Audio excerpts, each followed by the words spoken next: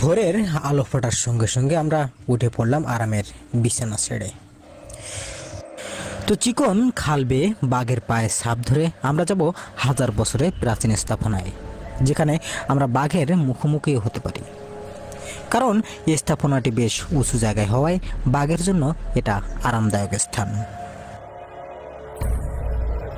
তো আমাদের সাথে ছিল বনে চলাফেরা বিষয়ে অভিজ্ঞ কয়েকজন ভাই। তো পাড়ের কিনারায় ওঠার সাথে সাথে একজন ভাই আঙুল দিয়ে ইশারা করে কি যেন দেখালো।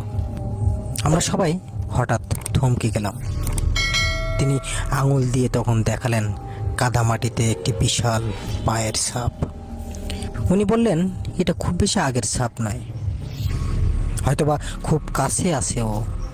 ধীরে ধীরে জানালেন তিনি আমাদের। আমরা তখন একটু ভয় আর কৌতূহলী হয়ে উঠলাম। আমাদের ভিতর থেকে একজন বলে উঠল, চলুন ছাপ ধরে এগোই আমরা। তুই একটা পায়ের ছাপই শেষ হয়নি, আর একটা পায়ের ছাপ পড়ে আছে মাত্র কয়েক দূরে। তো যথারীতি থেমে থেমে এগাচ্ছি আমরা। তো সাপের পেছনে পেছনে আমরা হাঁটতে থাকলাম নিঃশব্দে।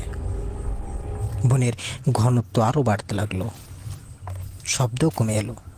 কেবল পাতার খসখসা দূরের হরিণের হুঁশিয়ারির ডাক আর নিজেদের নিঃশ্বাসের শব্দ।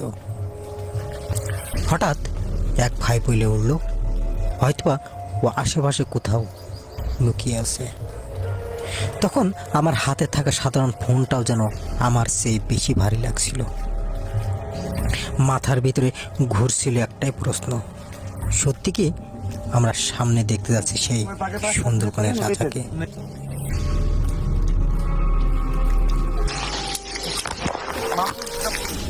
অবস্থা ওই সাইড দিয়ে গেছে, ওই সাইড দিয়ে ঘুরে ওই সাইড দিয়ে জোলাই কাদা মারছে না বলে ওই সাইড দিয়ে গেছে। কারণ ছিল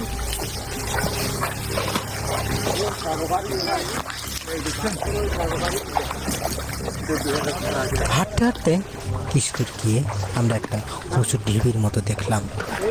চোখে মুখে প্রশান্তি আর বিস্ময়ের ছাপ নিয়ে আমরা সেখানে পৌঁছালাম। যেন এই পায়ের ছাপ আমাদের পৌঁছে দিল প্রকৃতির সবচেয়ে সুন্দরবনের গোপন এক প্রাচীন স্থাপনায়।